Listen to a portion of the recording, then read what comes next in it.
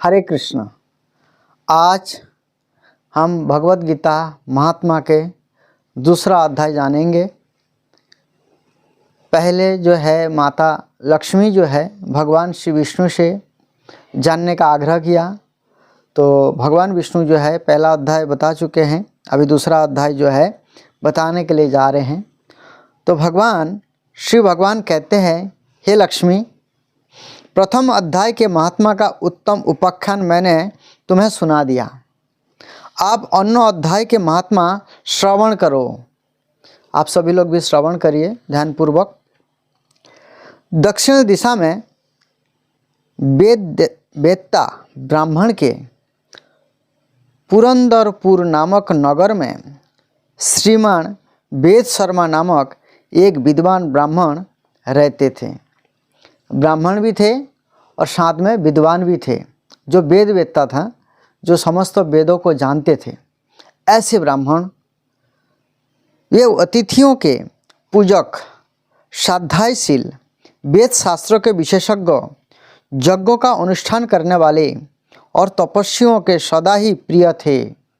जो भी उनके अतिथ्य बनकर आते थे, अतिथि आते थे, उनका बहुत आदर सत्कार वो किया करते थे और वेद पाठ वगैरह, हवन यज्ञ वगैरह ये सारी चीज़ें करते थे और सबको प्रिय भी थे वो। क्योंकि जो भक्त भगवान को प्रिय होते हैं वो स्वतः ही सबको प्रिय लगने लगता है। उन्होंने उत्तम द्रव्यों के द्वारा अग्नि में हवन करके दीर्घ काल तक देवताओं को तृप्त किया। ब्राह्मण का एक कार्य है होम में यज्ञ करना, मतलब अग्नि जला करके घी की आहुति से देवताओं को और भगवान विष्णु के लिए यज्ञ रूप में अर्पित करना। किंतु उन धर्मात्मा ब्राह्मण को कभी सदा रहने वाली शांति ना मिली। लेकिन इतना कुछ करने के बावजूद भी उनका कर्म पता नहीं क्या था, कर्म में ऐसा कुछ गलत कर्म हो गया था उनके जीवन में, तो सब कुछ करने के बावजूद भी उनको शांति नहीं मिलता था। ये परम कल्याणमय तत्वों का ज्ञान प्राप्त करने की इच्छा से प्रतिदिन प्रचुर सामग्रियों द्वारा सत्य संकल्प वाले तपस्वियों की सेवा करने लगे। जो साधु संत महात्मा लोग रहते थे, जंगल में भजन करते थे, उनका जो है उन्होंने बहुत सारे द्रव्य सामग्री वगैरह, उनको जो ज़रूरत था खाने का, पहनने का, हर चीज़ जो द्रव्य वस्तु देकर के उनकी सेवा करने का प्रयास किया, उन लोगों को संतुष्ट करने का प्रयास किया, साधु संतों वैष्णवों को। इस प्रकार शुभ आचरण करते हुए उन्हें बहुत समय बीत गया। बहुत समय ऐसे सेवा कर रहे थे। तदुपरांत एक दिन पृथ्वी पर उनके समक्ष एक त्यागी महात्मा प्रकट हुए। उन्हें एक त्यागी महात्मा को देखा जो उनके सामने आए हुए थे। ये पूर्ण अनुभवी, आकांक्षा रहित, मतलब कोई इच्छा नहीं रखते थे, नासिका के अग्रभाग पर दृष्टि रखने वाले तथा शांत चित्त थे। नासिका पे मतलब नाक पे दृष्टि रखते थे, कोई इधर उधर वो ज़्यादा देखते भी नहीं थे, कौन क्या कर रहे क्या नहीं कर रहे, बा कुछ चीज़ पाने का इच्छा वगैरह ये सब नहीं करते थे। इसका मतलब ये है जो अपने केवल काम से काम रखते थे। निरंतर परमात्मा के चिंतन में संलग्न हो ये सदा आनंद विभोर रहते थे। क्योंकि जो व्यक्ति भगवान की शरण में रहेंगे, भगवान का भजन करेंगे, वो सदा आनंदचित रहते हैं। क्योंकि उनको कोई और अभिलाषा नहीं है, केवल भगवान को पाने का अभिलाषा है। वो व्यक्ति आनंदचित ऑटोमेटिक हो जाता है, क्योंकि भगवान जो है आनंद घन है, आनंद के स्रोत है भगवान। इसलिए जैसे उनका स्मरण करते हैं, जैसे उनके शरण में रहेंगे, तो स्वतः ही जो जीव आनंदित रहता है। इसलिए हमें भी प्रयास करना चाहिए, ज़्यादा से ज़्यादा समय जो है भगवान श्री कृष्ण के चिंतन में, भजन में अपने आप को व्यस्त करे और व्यतीत करे समय को। देव शर्मा ने उन नित्य संतुष्टि तपस्वी को शुद्ध भाव से प्रणाम किया और पूछा, महात्मान, ऐसे कोई वैष्णव आते, भक्त आते आपके पास, तो उनको जो है आनंद से, श्रद्धा से उनको प्रणाम करना चाहिए, उनका सम्मान करना चाहिए। केवल उनका सम्मान नहीं है, उनका सम्मान करने से स्वयं भगवान का सम्मान होता है। क्योंकि भक्त जो है, जो शुद्ध वैष्णव होते हैं, वो अपना मान जश प्रतिष्ठा नहीं चाहते, वो जो चीज़ भी मिलता है वो पहले आगे गुरु के माध्यम से भगवान को अर्पित कर देते हैं। इसलिए आपको डायरेक्ट भगवान को प्रणाम करना है तो कोई साधु संतों के माध्यम से आप डायरेक्ट प्रणाम करके प्रणाम को आगे पहुंचा सकते हैं। ये विधि है। मुझे शांतिमय स्थिति कैसे प्राप्त होगी? देव जो ब्राह्मण हैं उन्होंने उन साधु महात्मा को पूछा। तब उन आत्मज्ञानी संत ने देव शर्मा को शोपुर ग्राम के निवासी मित्रवान का जो बकरियों का चरवाहा था परिचय दिया और कहा वही तुम्हें उपदेश देगा। तो जो साधु संतों को जैसे पूछा उन्होंने, जे मेरा जो है कैसे मैं मतलब संतुष्ट होऊंगा, तो उन्होंने बोला ये तुम एक गांव है जो मित्रवान नाम का एक व्यक्ति था, शोपुर नाम का ग्राम था, और मित्रवान नाम का एक व्यक्ति था जो बकरी चराया करते थे। उस गांव में रह करके वो बकरी चराया करते थे। सो उस संतों ने बोला ये तुम उस बकरी चराने वाले के पास जाओ, वही तुम्हारा सारा ज्ञान देगा तुमको, और तुमको शांति प्राप्त करने का उपाय भी वही बताएगा। वह सुनकर देव शर्मा ने महात्मा के चरणों की वंदना की और समृद्धिशाली शोपुर ग्राम में पहुंचकर उनके उत्तर भाग में एक विशाल वन देखा। शोपुर नामक गांव में पहुंचा तो वहां पर क्या देखा? एक विशाल जंगल देखा। उसी वन में नदी के किनारे एक शिला पर मित्रवान बैठा था। मित्रवान जो है वो बकरी चराया करते थे, वहाँ पर वो एक शिला के ऊपर बैठे हुए थे। उसके नेत्र आनंद तीर के निश्चल हो रहे थे, मतलब वो आनंद से विभोर हो रहा था। एक जगह में बैठा हुआ था और बहुत आनंद में था। उनका आँख में जो है आनंद का जो है लहर दौड़ रहा था। यह अपलक दृष्टि से देख रहा था। वह स्थान आपस का स्वाभाविक बैर छोड़कर एकत्रित हुए परस्पर विरोधी जंतुओं से घिरा था। वहाँ पर भी जो वहाँ पर बैठा हुआ था बकरी चराने वाला मित्रवान, तो उनके आसपास जो है बहुत सारे हिंस्र जो जंगली जानवर जो पशु है वो वहाँ पर देखने के लिए मिला, और सब एक जगह पे ही घूम रहे थे। यहाँ उद्यान में मंद मंद वायु चल रही थी। मृग के झुंड शांत भाव से बैठे थे।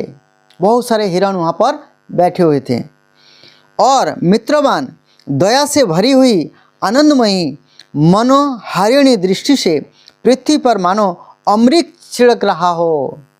उनके आंखों से ऐसा लग रहा था जैसे अमृत सबको सींच रहा है।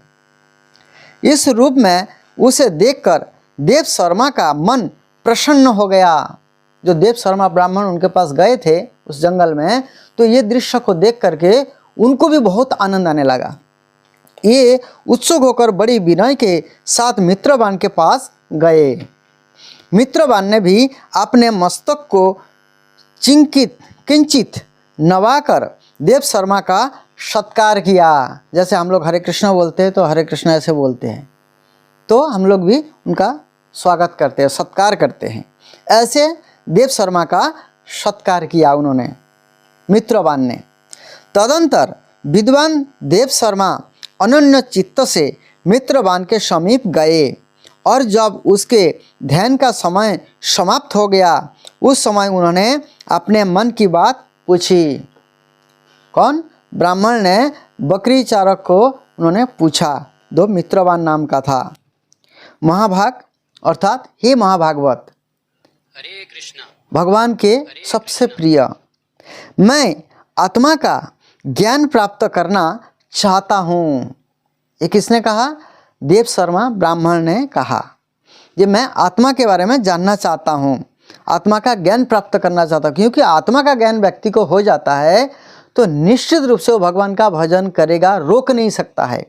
हम जान लेते हैं लेकिन संपूर्ण रूप से हम जानते नहीं हैं आत्मा क्या है। आत्मा के बारे में संपूर्ण जान लेंगे, आत्मा का ज्ञान हो जाएगा तो हम निश्चित रूप से भगवान का भजन करेंगे, उसके बिना हम रह भी नहीं सकते। मेरे इस मनोरथ की पूर्ति के लिए मुझे किसी ऐसे उपाय का उपदेश कीजिए जिसके द्वारा सिद्धि प्राप्त हो चुकी हो। देव शर्मा की बात सुनकर मित्रवान ने एक क्षण तक कुछ विचार किया। उसके बाद इस प्रकार कहा, विद्वान, एक समय की बात है। तो वो अपने कथा सुना रहे। आगे मित्रवान जो थे उन्होंने देव शर्मा को कथा सुना रहे। मैं वन के भीतर बकरियों की रक्षा कर रहा था। इतने में ही एक भयंकर व्याघ्र पर मेरी दृष्टि पड़ी, जो मानो सबको ग्रस लेना चाहता था। मैं मृत्यु से डरता था, इसलिए व्याघ्र को आते देख बकरियों के झुंड को आगे करके वहाँ से भाग चला। बकरियों के झुंड को उन्होंने आगे, बकरी को आगे किया और पीछे पीछे वो करके बकरी को भगा करके वो साथ में ले आए। किंतु एक बकरी तुरंत ही सारा भय छोड़कर नदी के किनारे उस बाग के पास बेरोक टोक चली गई। एक बकरी उस झुंड से निकल करके उस शेर के पास चला गया। फिर तो व्याघ्र भी देश छोड़कर चुपचाप खड़ा हो गया उस नदी के किनारे में। उसे इस अवस्था में देखकर बकरी बोली, व्याघ्र, तुम्हें तो अभिष्ट भोजन प्राप्त हुआ है। मेरे शरीर से मांस निकालकर प्रेम पूर्वक खाओ ना। तुम इतनी देर से खड़े क्यों हो? तुम्हारे मन में मुझे खाने का विचार क्यों नहीं हो रहा है? बकरी ने शेर को बोला। शेर ने बोला, व्याघ्र बोला, बकरी, इस स्थान पर आते ही मेरे मन से द्वेष का भाव निकल गया। जहाँ पर व्याघ्र खड़े थे उस स्थान का इतना महत्व था। भूख प्यास भी मिट गई, इसलिए पास आने पर भी अब मैं तुम्हें खाना नहीं चाहता। शेर ने बकरी को बोला। व्याघ्र के ये कहने पर बकरी बोली, ना जाने मैं कैसे निर्भय हो गया हूँ, इसमें क्या कारण हो सकता है? यदि तुम जानते हो तो बताओ। बकरी ने शेर को पूछा, ये मैं पता नहीं कैसे निर्भय हो गया हूँ और मैं तुम्हारे पास चला आया हूँ, इसका क्या रहस्य है? तुम जानते हो तो मुझे ये बताओ। यदि तुम जानते हो तो बताओ। यह सुनकर व्याघ्र ने कहा, मैं भी नहीं जानता। चलो सामने खड़े हुए इन महापुरुष से पूछें। ऐसा निश्चय करके ये दोनों वहाँ से चल दिए। उन दोनों के स्वभाव में यह विचित्र परिवर्तन देखकर मैं बहुत विस्मय में पड़ गया था। मित्रवान ने बोला। इतने में ही उन्होंने मुझसे ही आकर प्रश्न किया। दोनों जो व्याघ्र था और बकरी था, दोनों आकर के उन्हीं को प्रश्न पूछा, मित्रवान को। यहाँ वृक्ष की शाखा पर एक बानर राज था। जिस पेड़ के नीचे खड़े थे उसके जो पेड़ के शाखा में एक बड़े बानर बैठे हुए थे, मंकी। उन दोनों के साथ मैंने भी बानर से पूछा। विप्रवर, मेरे पूछने पर बानर राज ने आदरपूर्वक कहा, अजापाल। अजा मतलब बकरी को अजा कहते हैं।